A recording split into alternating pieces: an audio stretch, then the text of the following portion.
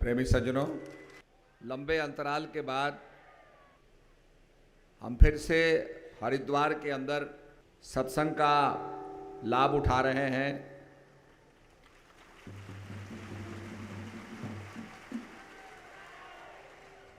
After a long wait, today by the grace of Shri Guru Maharaj Ji and Jagat Janani Mata Ji, we are congregating in Haridwar for satsang. This is a very great opportunity. और बड़ा यहाँ मानव समाज आया हुआ है। मैं सभी से अपेक्षा करूँगा कि धैर्य का परिचय देते हुए और जो सुविधाएं चाहे भंडारे की हो उसमें धैर्य का परिचय देते हुए और आराम से बैठ करके सत्संग का श्रवण करें। जब हम सत्संग का श्रवण करेंगे तो वह हमारे जीवन में भी उतरना चाहिए और हमारे जब जीवन को स्पर्श करेगा तो हमारे जीवन को बदल डालेगा। इसलिए सुन समझहि जन मुदित मन, मज्जहि अति अनुराग, लह चार फल अछत तनु, साधु समाज प्रयाग।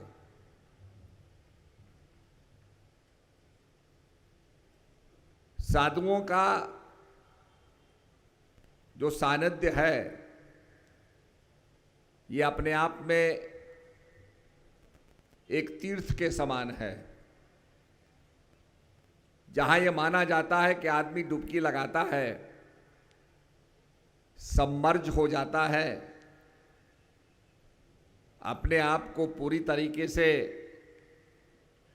समर्पित कर देता है, जैसे लोग गंगा जी में जाके डुबकी लगाते हैं, नाक और मुंह बंद करके पूरा शरीर को पानी के सतह के नीचे ले जाते हैं। उसका अभिप्राय यही है कि हम पूर्ण रूपेण समर्पण करें और जब हम हृदय खोल करके सुनते हैं, समर्पण करते हैं, सम्मर्ज हो जाते हैं, तब वो हमारे जीवन को बदलता है। जिसको कहा गया का कोहें पिक बको मराला, सुन आश्चर्य जन कोई, सत्संग गति मेहमान नहीं गोई। बंबई में आज़ाद मैदान में कार्यक्रम हो रहा था और उसमें बड़े बड़े विद्वान थे जो प्रवचन भी देते थे, कथा भी सुनाते थे।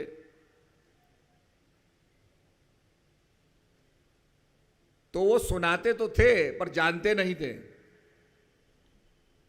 हमने शास्त्रों को पढ़ा, शास्त्रों के बारे में सुना दिया। गीता पढ़ी, गीता को कंठस्थ किया, गीता के बारे में सुना दिया। पर जो ज्ञान भगवान कृष्ण ने अर्जुन को दिया, जो अनुभूति भगवान कृष्ण ने अर्जुन को कराई, वह अनुभूति तो नहीं हुई।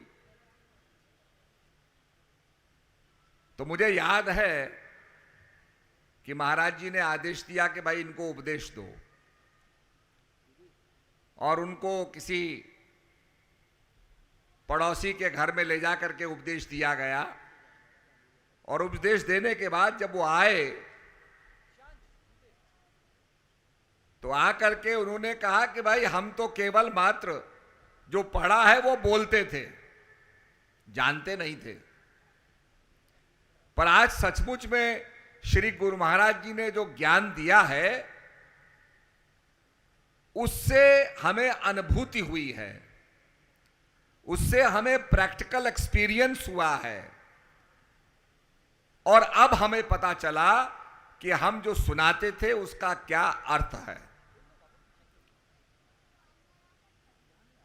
तो बड़ा जनता बैठी थी, तो उन्होंने कहा पहले हम बोलते थे, पक्षी की तरह कहते थे, जो पढ़ा है वो सुना दिया, पर अनुभूति तो नहीं हुई। इसीलिए दरबार के सत्संग में अनुभूति की चर्चा की जाती है। Experience is the most important thing, और वो अनुभूति हमारे जीवन को बदलती है। अर्जुन भगवान की शरणागत आता है, उसे ज्ञान प्राप्त हुआ, उसको अनुभव हुआ। दुर्योधन को अनुभव नहीं हुआ, दुर्योधन के 100 भाइयों को अनुभव नहीं हुआ। यहां तक आता है कि संजय ने जो दिव्य दृष्टि से देखा और धृतराष्ट्र को सुनाया कि भाई ऐसा युद्ध हो रहा है और ये सब कुछ हो रहा है। धृतराष्ट्र पूछते हैं कि युद्ध की इच्छा लिए हुए मेरे बेटे क्या कर रहे हैं। वेदव्यास ने सबसे पहला ऑप्शन तो धृतराष्ट्र को दिया कि मैं आपको ऐसा फैकल्टी देता हूं, ऐसा साधन देता हूं कि आप सारी लड़ाई को देख सकेंगे। वैसे तो धृतराष्ट्र देख नहीं सकते थे, पर उन्होंने कहा मैं आपको दिव्य दृष्टि देता हूं, ऐसी फैकल्टी देता हूं। तो धृतराष्ट्र ने कहा मैं अपने पुत्रों का वध अपनी आंखों से कैसे देखूंगा। तो ये जो फैसिलिटी है ये आप कृपा करके संजय को दे दीजिए। अब संजय बैठा है इंद्रप्रस्थ में धृतराष्ट्र के सामने। धृतराष्ट्र पूछते हैं मेरे पुत्र जो युद्ध की इच्छा लिए हुए हैं, संघर्ष करने जा रहे हैं, क्या कर रहे हैं बताइए। तो संजय बताता है। अब इसको हम डीपली अगर देखें तो पता चलेगा कि धृतराष्ट्र को देखने की बात होगी तो ऐसा कोई साधन होगा जो उसके ऑप्टिकल नर्व से जुड़ जाए, और ऑप्टिकल नर्व से जुड़ने के बाद वो देखने में क्षमता हासिल कर ले। लिक्विड आई कोई भी, और दूर से इंद्रप्रस्थ में कुरुक्षेत्र होने वाले युद्ध को देख रहा है। पर देखने के बाद, सारी चर्चा के बाद, कृष्ण और अर्जुन के संवाद के बाद जो ज्ञान अर्जुन को प्राप्त हुआ, और अर्जुन कहता है हे प्रभु मेरा स्मृति तरोताजा हो गई है, नष्टो मोह, मेरा मोह नष्ट हो गया है, मैं आपकी शरणागत आ गया हूं, मेरा मोह नष्ट हो गया है, अंधकार नष्ट हो गया है। जो अनुभूति अर्जुन को हुई वो संजय को नहीं हुई। तो संजय को बड़ी एक उत्सुकता पैदा हुई कि भाई वो क्या ज्ञान था।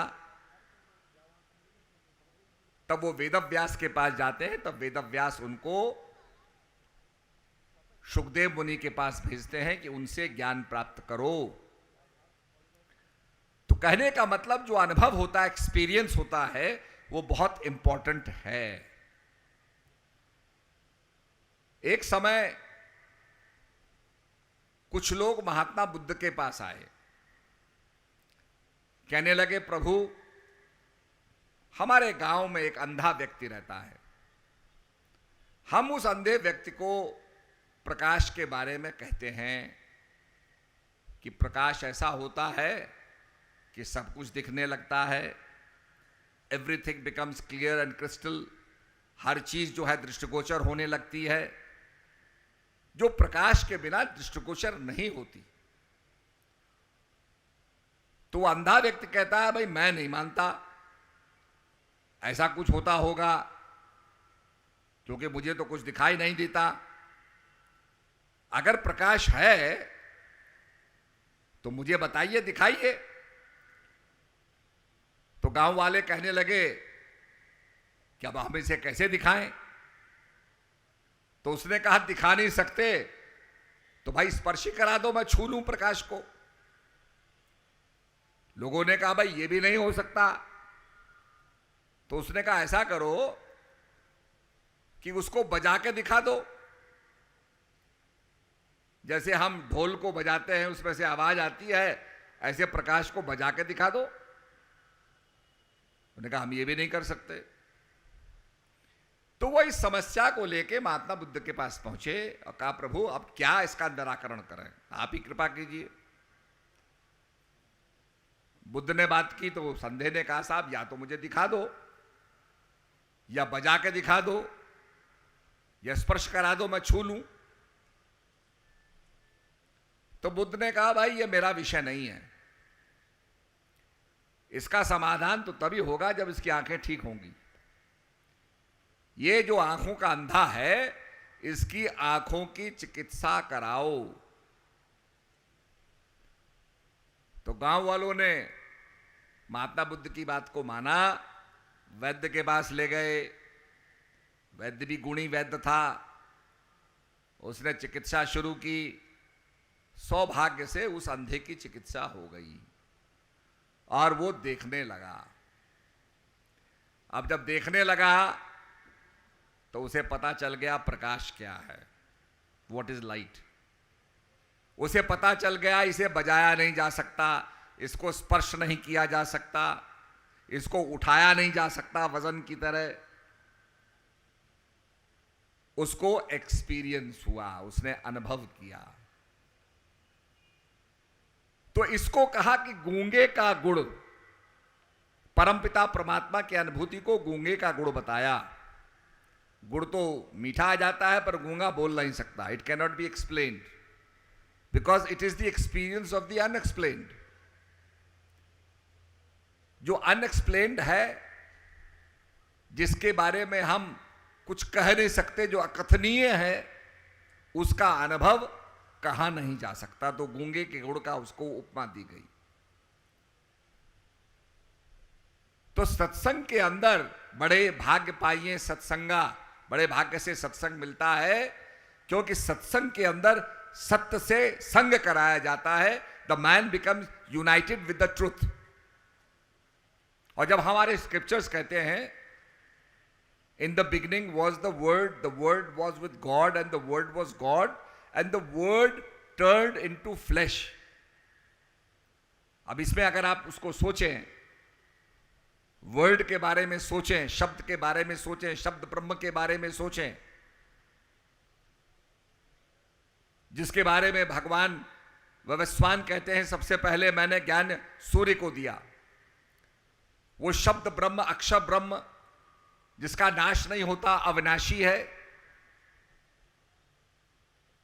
और अगर हम कहें in the beginning was energy, the energy was with God and the energy was God and the energy turned into flesh, into matter. उस शक्ति का परिवर्तन मैटर के रूप में हुआ, जिसे हम कहते हैं the word turned into flesh. आखिर ये पदार्थ कहां से आया?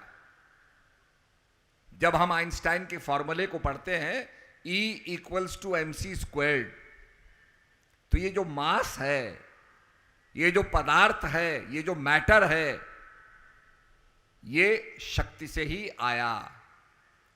शक्ति का ही स्थूल रूप मैटर है।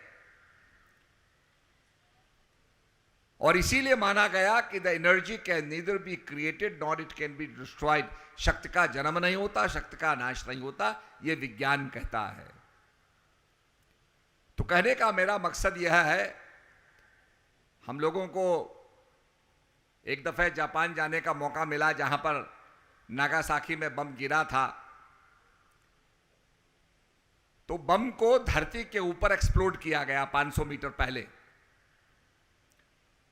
ताकि एक्सप्लोजन के बाद वो मैक्सिमम इफेक्ट करे, सबसे ज्यादा विनाशकारी प्रभाव वो डाले। तो उसकी गर्मी से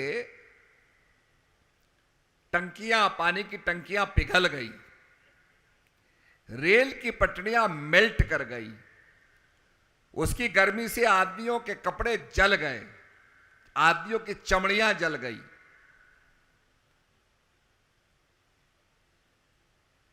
इतना विनाशकारी प्रभाव था।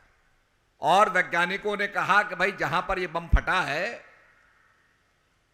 अब ये कोयला बन गई जगह, अब कोयले में तो कुछ उगेगा नहीं, नथिंग विल ग्रो। तो आप देखिए, वैज्ञानिकों ने प्रयास किए, वहां पर मॉन्यूमेंट बना हुआ है, और वैज्ञानिकों ने प्रयास किए कि भाई जब ये कहा गया कि यहां कुछ उग नहीं सकता है, तो प्रयास किए। प्रयास करने से क्या हुआ कि वहां पर पेड़ भी उगने लगे, वहां पर घास भी उगने लगी, जीवन का संचार हुआ। तो एक म्यूजियम बना हुआ है, जिस म्यूजियम में वो सब कुछ दिखाते हैं कि क्या इसके विनाशकारी प्रभाव थे, कैसे लोग मर गए। और मरना ही नहीं, उस न्यूक्लियर एक्सप्लोजन का प्रभाव जीन्स पे भी पड़ा, तो उसमें कई विकलांग पैदा होने लगे, बीमारियों के साथ पैदा होने लगे, डिफॉर्मिटी आ गई, विकलांगता पैदा आई। परंतु उसके बावजूद भी जब प्रयास किए गए, कर्म किया गया, तो वहां पर भी पेड़ पौधे लगने लगे। आपने देखा होगा ये जो कोविड-19 है, कैसी बीमारी है। ये बनाई ही इस प्रकार से गई कि ये म्यूटेट करके, रंग बदल के, और आदमी को समाप्त करेगी, जीवन को समाप्त करेगी। जैसे आपने देखा होगा, रक्त बीज का उदाहरण आता है कि रक्त बीज जहां गिरा वहां पर पैदा हो गया, जितने रक्त बीज गिरे उतने पैदा हो गए। तो यह रक्त बीज की तरह फैलती चली गई, पर उसका भी, रक्त बीज का भी अंत हुआ। यह नहीं कि रक्त बीज फ्लरिश कर गया। आपने देखा होगा वैक्सीनेशन लगा, कितना बड़ा प्रयास था प्रधानमंत्री जी का कि सबको डबल वैक्सीनेशन लगाया। और लगाया ही नहीं, क्योंकि पहले तो वैक्सीनेशन 7-7 साल के बाद, 5-5 साल के बाद विदेशों से आते थे। भारत इतना शक्तिशाली बना, भारत के इतना ज्ञानी बना, भारत के अंदर इतनी क्षमता थी कि हमने वैक्सीनेशन भी बनाई और वैक्सीनेशन दुनिया को भी दी। एक विश्व गुरु की भूमिका में भारत आ गया कि हम अपने देशवासियों को भी वैक्सीनेशन लगाएंगे और दुनिया वालों को भी वैक्सीनेशन देंगे जो गरीब देश हैं। तो भारत की दवाई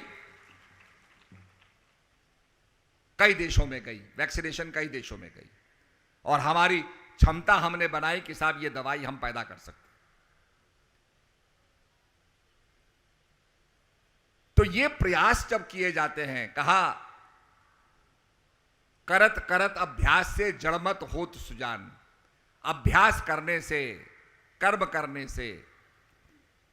करने से आज इस बीमारी से हम लड़ रहे हैं।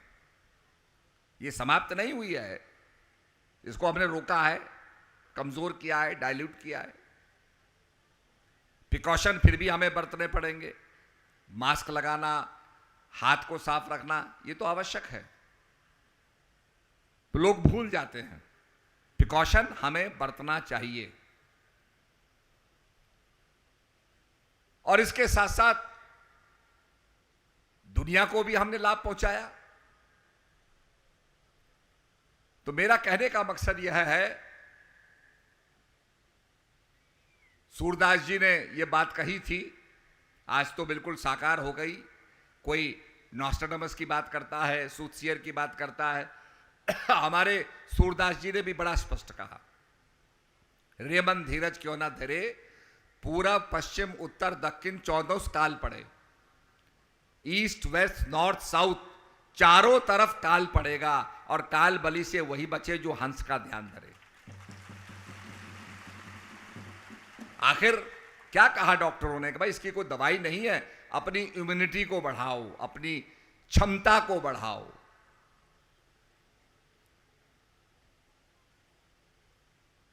तो हमारा जो आध्यात्मिक, हमारा जो आयुर्वेद है, यही हमारे लोगों ने कहा भाई काढ़ा पियो, जड़ी बूटी खाओ, भोजन में परिवर्तन करो, पौष्टिक भोजन खाओ। अपनी क्षमता को बढ़ाओ। यही बात हम भी कहते हैं कि अपने आत्मिक शक्ति को बढ़ाओ। तभी तो कहा मन चंगा तो कटौती में गंगा। तो आज यही बात को समझने के लिए, वैसे तो आप जानते हैं कि लोग जुड़े रहे, आजकल मोबाइल फोन आ गया,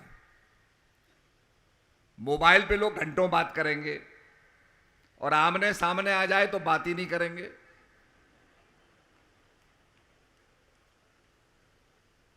तो कहने का मतलब हम टेलीफोन के जरिए बातें करते हैं, ज्यादा घंटों घंटों बातें करेंगे, और आप आमने सामने बैठा दो आदमी के तो कुछ बोलेगा ही नहीं वो। पर यह है कि आदमी जुड़ा रहता है। तो ज्ञान के तार से हम जुड़े हुए थे, वी वर कनेक्टेड। और इसीलिए भजन सुमरण का संदेश हमेशा दरबार से दिया जाता है कि सुमरण सुरत लगाए के मख्ते कछु ना बोल, बाहर के पट बंद कर अंदर के पट खोल। जो फिजिकल के पट बंद करके आंतरिक पट को खोलो। तो जिन्होंने भजन किया, सेवा की, वो इसको संघर्ष करते करते सफल हो गए। आज हम उन्हें भी याद करते हैं, उनके प्रति भी हमारी श्रद्धांजलि हम अर्पित करते हैं जो हमको बिछड़ करके चले गए।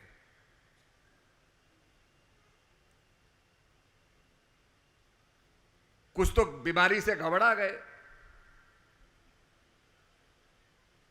तो कहने का मतलब यह होता है कि इसमें घबराने की कोई बात नहीं थी। पर चलिए खैर, मैं उस विषय में नहीं जाऊंगा।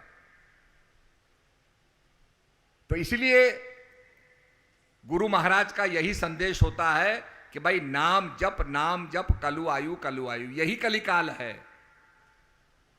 This is the age of darkness. तो इसमें नाम का भजन करना है, नाम का सुमिरन करना है। We have to meditate on the name of God. और यही हमें इस कलिकाल के प्रभाव से बचा सकता है। हमारी आत्मशक्ति मजबूत होगी। योग को कहा चित्तवृत्ति दुर्दश्च योगा, चित्त की वृत्तियों का निरोध होगा, हम शक्तिशाली होंगे, आत्मिक शक्ति हमारे साथ होगी। जैसे आपने देखा स्वच्छता अभियान है, कूड़ा हटाओ, साफ करो। अपने अंदर का कूड़ा भी हमको बाहर निकाल के फेंकना है। अंदर की स्वच्छता भी चाहिए, मन की स्वच्छता भी चाहिए, तभी हमारा जीवन सफल होगा। हम हरिद्वार आए हुए हैं। यह हरि का द्वार भी है और शंकर का द्वार भी है। और लोग ये मानते हैं कि गंगा जो है पहाड़ों से उतर करके मैदानी इलाके में आती है।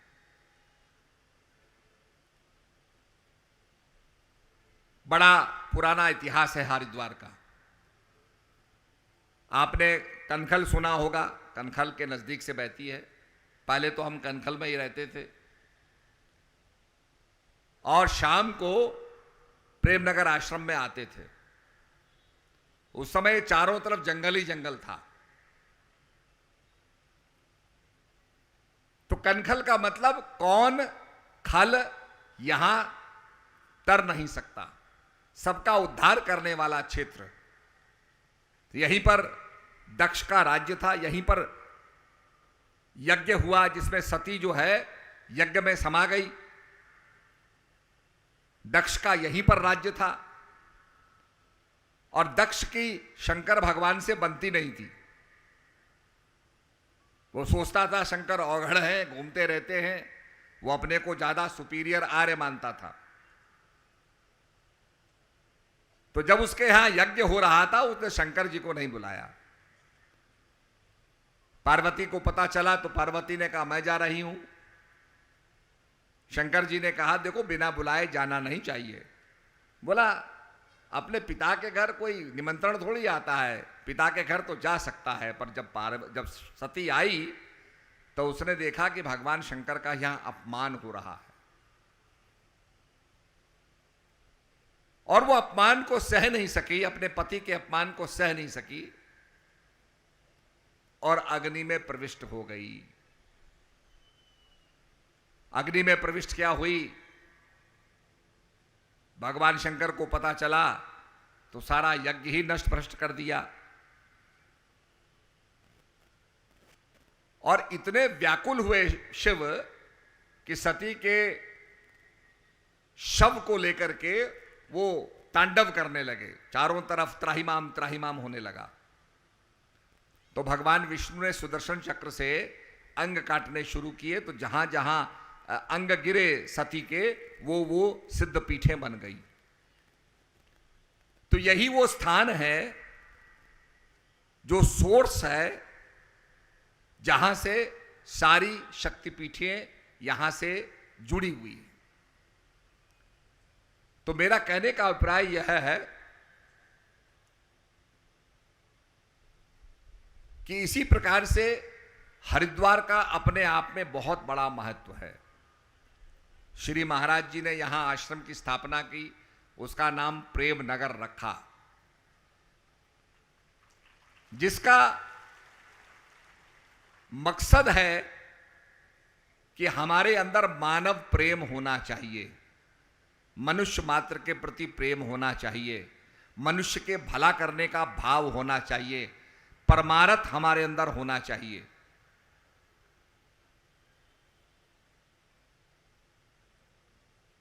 और उसी भावना से जब माता जी का जन्मोत्सव मनाया गया, जयंती मनाई गई, तो लोगों ने फलों का वितरण किया, चीजों का वितरण किया, जिन लोगों के पास नहीं था उनको दिया। तो ये मानव धर्म और मानव प्रेम का ही कारण है जो हम जनता की सेवा करते हैं। ये भाव हमारे अंदर है। श्रद्धे जी ने और सुयश जी ने जो गरीब बच्चे थे उनको पुस्तकें बांटी, जो एजुकेशन मिशन एजुकेशन के तहत लोगों को किताबें बांटी। और किताब तो कोई भी बांट सकता है, पर उसके पीछे जो भावना है वो भावना परहित की थी। परहित सरस धर्म नहीं भाई। एक कोयंबटूर में एक सेठानी थी, तो सुयश जी ने सरदे जी ने समझाया कि भाई जो तुम्हारी किताबें होती हैं उसमें कुछ पन्ने खाली होते हैं, इकट्ठा करके और उसकी कोई पुस्तक बन जाए तो गरीब बच्चा उसमें काम कर सकता है। तो उसके बच्चों की बहुत सी किताबें थी, अनयूज्ड किताबें थी, वो सब लेकर के गई, बाइंडर के पास गई। उसने कहा, बाइंडर से कहा कि भाई इसको जरा इसमें से जो साफ साफ पन्ने हैं वो निकाल के बाइंड कर दो कि किताब बना दो। तो उसने कहा, बीबी जी ये क्या कर रही हो आप तो पैसे वाली हो, नई किताबें खरीदो, ये क्या लगी हो। तो सेठानी ने कहा, नहीं भाई, हमारे श्रद्धे जी ने कहा है कि तुम्हारे पास अगर कोई चीज ऐसी अनयूज्ड पड़ी है तो किसी गरीब बच्चे को दो। तो उनका भाव यह है कि मैं ये किताब बना दूं, मैं जो भी बाइंडिंग का पैसा होगा मैं तुम्हें दे दूंगी, तुम चिंता ना करो। तो उसने कहा, बीबी जी आप इतना अच्छा काम कर रही है तो मैं भी बाइंडिंग करूंगा, तो मैं फ्री करूंगा, मैं पैसा नहीं लूंगा। ये मिशन एजुकेशन के पीछे ये भाव था कि ये भाव लोगों के अंदर पैदा हो, देने वाला, किताब को बाइंड करने वाला, लेने वाला, बांटने वाला, सबके अंदर परोपकार का भाव, परमार्थ का भाव हो। अमीर आदमी गरीब आदमी को देता कोई बड़ी बात नहीं है, पर उसके अंदर भावना होनी चाहिए। जब किताबें बांटी गई, काफी किताबें बटी, तो एक बच्चे ने किताब में लिखा कि मैं ये किताब दे रहा हूं, जिस बच्चे को मिले मैं उसको बहुत बहुत उसको विश करना चाहता हूं कि उसका भला हो। तो बच्चों के अंदर ये भावना इनकलकेट की, ये भावना पैदा हुई कि हम जिसके पास नहीं है उसको हम दें। कई बच्चों ने माता पिता से आग्रह किया, नहीं आपको देना है, ये अच्छा काम है। उनको पता लगा ये अच्छा काम है। कई स्कूलों में डब्बे रखे गए। जब डब्बे रखे गए तो प्रिंसिपल ने कहा, अरे क्या कर रहे हो, कौन किताबें डालेगा, कौन डालेगा इनमें चीजें। उन्होंने बड़ा सामान्य समझा, पर जब किताबें डलने लगी और वो डल करके उनको बाइंड करके पैकेट बना के दिया जाने लगा, तो लोगों को उसका प्रभाव पता चला। हमने भी प्रधानमंत्री जी को, और हम और अमृता जी गए, पूरा हमने मिशन एजुकेशन दिखाया। तो प्रधानमंत्री जी ने पूछा, भाई इसमें कितना पैसा लगता? हमने कहा कुछ नहीं लगता इसमें, जिसके पास है उसका हम लेकर के, जिसके पास नहीं है उसको देते हैं। ये समाज का समाज में ही जाता है, इसमें कोई पैसा नहीं लगता। और ये कई देशों के अंदर फैला, कई देशों में गया और इसकी भूरी भूरी प्रशंसा हो रही है। और मैं समझता हूं अगर हम ये लोग अपनाएं तो इसमें बहुत कुछ हो सकता है। तो अच्छे काम जो है समाज के अंदर अनुकरणीय होते हैं, उनको फॉलो करना चाहिए। प्रचार है, अगर हम लोगों को जगा सकते हैं, अवेकनिंग कर सकते हैं। श्री महाराज जी कहते थे, हमने किसी को खाना दिया, उसने भोजन किया, शाम को फिर भूख लग जाएगी, अगले दिन फिर भूख लग जाएगी। पर अगर किसी को हमने ज्ञान दिया तो ज्ञान के जरिए अपना वो पालन पोषण कर सकता है। तो नॉलेज वैसे ही अपने आप में सर्वोपरि है। इसीलिए यहां ज्ञान की चर्चा की जाती है और आत्मानुभूति की चर्चा की जाती है। आपको याद होगा हमारे दरबार में महात्मा फकीरानंद जी होते थे, तो बहुत बड़े रामायणी थे, रामायण कंठस्थ थी, जगह जगह उनके प्रवचन बिहार के अंदर होते थे। अब उन्हें कुछ प्रेमी मिले, चर्चा हुई, चर्चा होते होते एक चौपाई पर चर्चा हुई जिसमें भगवान राम लौट करके जब अयोध्या में पधारते हैं तो अयोध्या वासियों को एक मैसेज देते हैं। आपने देखा होगा जैसे हमारे राष्ट्रपति जी राष्ट्र के नाम संदेश देते हैं, हमारे प्रधानमंत्री जी राष्ट्र के नाम संदेश देते हैं, ऐसे ही अपने अयोध्या के नाम जो राष्ट्र था उसके नाम प्रभु राम संदेश देते हैं। और क्या संदेश देते हैं कि और रहूं एक सो गुप्त मत, सभी कहूं कर जोर, शंकर भजन बिनहि नर भगित न पावे मोर। वो कहते हैं मैं सबसे हाथ जोड़ करके विनम्र निवेदन करता हूं कि बिना शंकर के भजन के कोई व्यक्ति मेरी भक्ति नहीं पा सकता। अब हमारे प्रेमियों ने कहा कि रामायण जी ये बताइए वो शंकर भजन क्या है? तो उन्होंने कहा शंकर भजन है, ओम नमो शिवाय है, भगवान शंकर के कई नाम हैं, सहस्त्र नाम है, 108 नाम है। तो प्रेमियों ने कहा प्रभु क्या कहते हैं, राम जी क्या कह रहे हैं? और रहूं 100 गुप्त मत, गुप्त माने छुपा हुआ।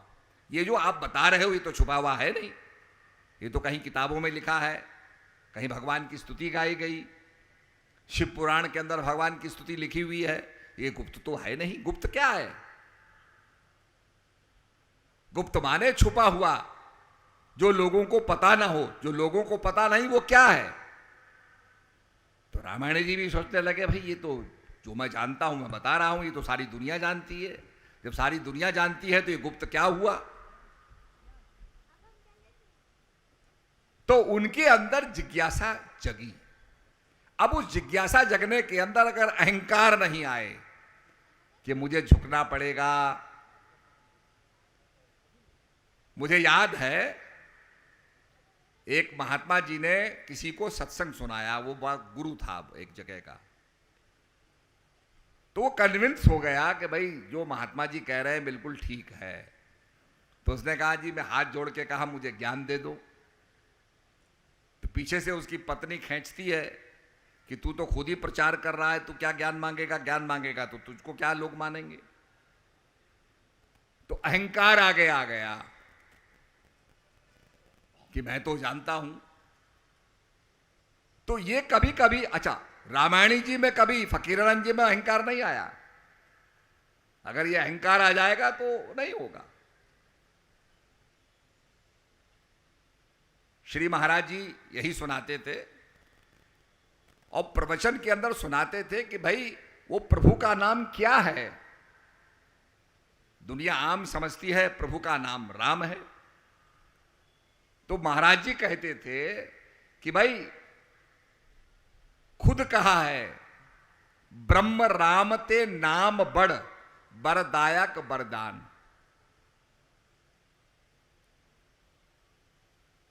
और हनुमान जी ने क्या किसका सुमरण किया?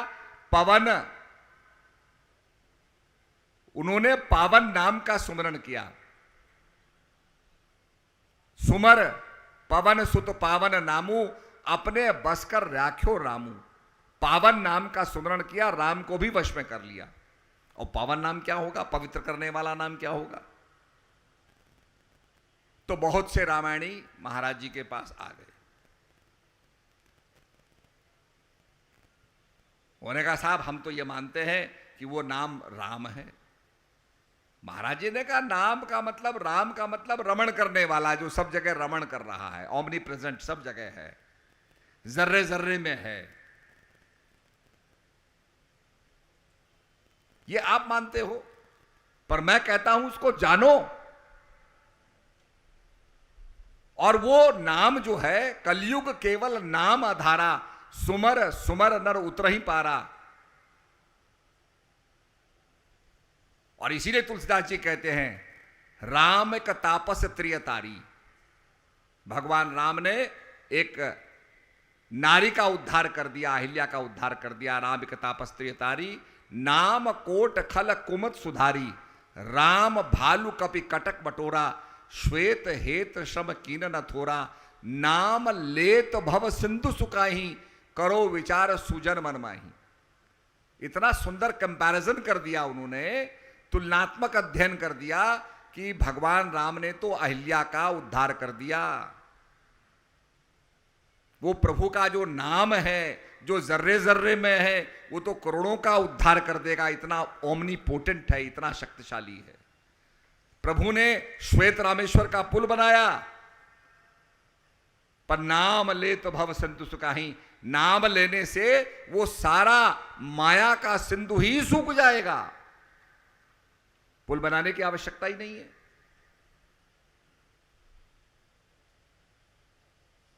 तो जो मर्मज्ञ लोग होते हैं, समझ, जो सोचने वाले लोग होते हैं, तो रामायणी कहने लगे हम तो यही मानते। महाराज जी ने कहा तुम अगर ये समझते हो तो ठीक है, अपनी चीज में विश्वास रखो, फिर मेरे पास क्यों आए? इसका मतलब तुम्हें अनुभव नहीं है। अगर तुम्हें उस चीज में विश्वास होता तो तुम मेरे पास नहीं आते। तो लोग कहने लगे भाई महाराज जी का तो बड़ा विश्वास जो है, बड़ा दृढ़ विश्वास है। और हमने देखा श्री महाराज जी बंबई में मंदिर में, और भगवान कृष्ण की बात को दोहरा रहे हैं। भगवान कृष्ण कहते हैं, अर्जुन इन आंखों से तू मुझे देख नहीं सकता, मेरे को देखने के लिए तुझे दिव्य चक्षु चाहिए। और जनता जा रही है मंदिर में, घंटा बजा रही है, दर्शन कर रही है। तभी तो कहा मंदिर मंदिर मूरत तेरी, फिर भी ना देखी सूरत तेरी। तो भगवान कहते मेरी वास्तविकता को पहचानने के लिए तुझे दिव्य दृष्टि चाहिए। जो भी डॉक्टर होता है आदमी को देखता है, देखने के बाद ये नहीं बताता इसमें क्या रोग है, वो कहता भैया ब्लड टेस्ट कराओ, यूरिन टेस्ट कराओ। ब्लड की टेस्टिंग होती है, मैग्नीफाइंग माइक्रोस्कोप से देखा जाता है उसमें क्या कमी है। उसके बाद टेस्टिंग के बाद वो अपनी रिपोर्ट देता है, तब जाकर डॉक्टर बताता है अच्छा भाई ये खराबी। इसी प्रकार से जो माइक्रोस्कोप होता है, जो ज्ञान होता है, उससे हमें पता चलता है। इसीलिए तीसरे नेत्र की आवश्यकता होती है, दिव्य चक्षुओं की आवश्यकता होती है, जिसको प्रदान करते हैं सद्गुरु महाराज। इसीलिए सद्गुरु महाराज का बड़ा महत्व है। तो मैं यही कहना चाहता हूं कि बैसाखी का पर्व बड़ा पावन पर्व है, जहां से प्रेरणा लेकर के हम जाएंगे। बहुत से तो लोग आ भी नहीं सके क्योंकि आश्रम संभालने थे, बहुत दूर से आ भी नहीं पाए। पर आज टेलीविजन के जरिए हमारा संदेश कई देशों में जा रहा है। Many people in the different countries are watching this program, internet के जरिए और आपके साधना चैनल के जरिए, ताकि लोगों को लाभ मिले और प्रेरणा मिले। जैसे आपका वैक्सीनेशन का डबल डोज आपको कोरोना से बचाता है, ऐसे ही प्रभु का नाम का जो डोज है ये आपको माया की बीमारी से बचाएगा। तो आइए प्रभु के नाम का सहारा लें अपने जीवन में उसको अंगीकार करें, तब जाके युग परिवर्तन होगा। युग परिवर्तन के लिए हमें आसमान को नहीं बदलना, युग परिवर्तन के लिए हमें धरती को नहीं बदलना है, युग परिवर्तन के लिए हमें पानी को नहीं बदलना है, युग परिवर्तन के लिए मानव के हृदय को बदलना है। जब मानव के हृदय को बदलोगे तब युग परिवर्तन होगा। तो इसलिए भारत अपनी आत्मशक्ति को समझे, जो स्पिरिचुअल हमारी भूमिका है उसको हम समझें। भारत ने हमेशा नेतृत्व दिया है और आज शांति का जो संदेश है वो भारत से निकल करके दुनिया में जाना चाहिए।